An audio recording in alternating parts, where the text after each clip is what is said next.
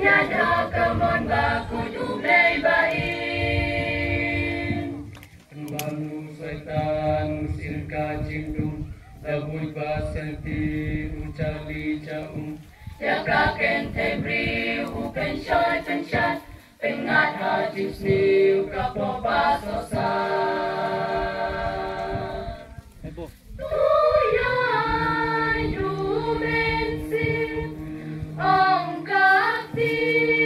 jom publik Kat bakidang im haberten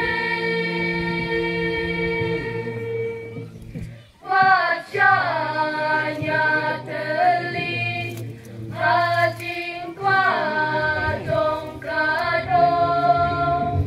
Jinghut kajing imna ubei pinyong Naduka ede masuk pen hendai Ben riu la kelon la lendet you try Shakilau sangam ula pedri nugleng Kapok raja si hamne haga berteng Nui ulaya naga jong kamon Kajing yatip den na usu kamdon Kala jing siltu jing impen telun Kala jing imno la de upen hu Tuyai dumensin leyangi unawa Kanyo ya datang kaiman Dingin habertei kan shulong lenoe Ladang imna boisha ina uble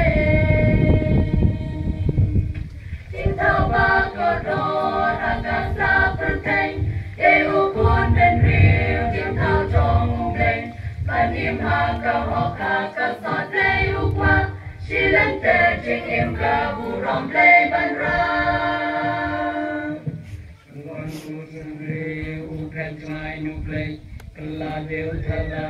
kesan tomplei Kulang rot batlem uban ban pelan Penmila kasam jakaram bansan Able rabang inyan daum ensin